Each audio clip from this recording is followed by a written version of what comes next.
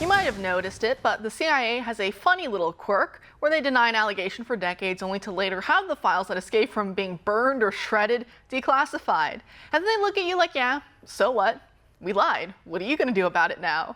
This time it's the 1953 Western-backed overthrow of Iran's nationalist Prime Minister Mohammad Mossadegh, who was quite open and democratic, at least for his time and culture. But since he wanted his country to have a larger share of its oil production profits, the US and the UK masterminded a putsch to throw him out of office, turn public sentiment against him, and eventually those dominoes led to the rise of a nasty theocratic Islamist regime that still governs from Tehran to this day. And guess what? It really doesn't like America, and our good old CIA gave them plenty of propaganda to use against us. Thanks, guys.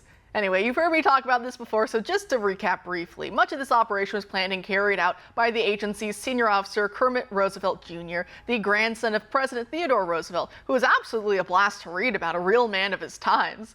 There was all sorts of the espionage you'd expect from the CIA in the 50s, including a massive PSYOP propaganda war in which local Persian news outlets were running pieces written by Western intelligence agents. But Iranians didn't know that, and one of the signs for embedded intel agents to act was Britain's Prime Minister Winston Churchill having the BBC air a coded signal at midnight on a specific appointed date.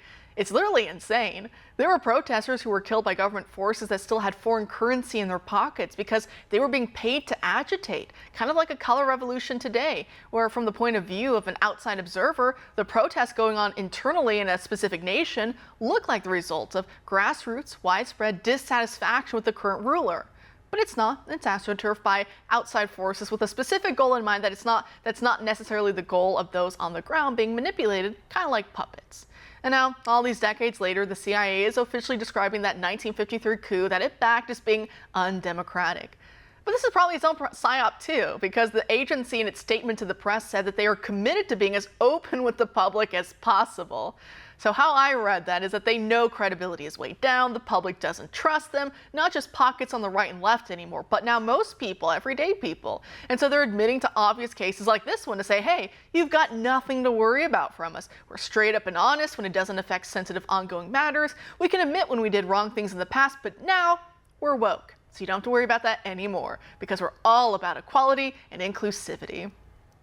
Apparently, the CIA has its own podcast now called The Langley Files, which is named for their headquarters in Virginia, just to really solidify the public on what they're selling.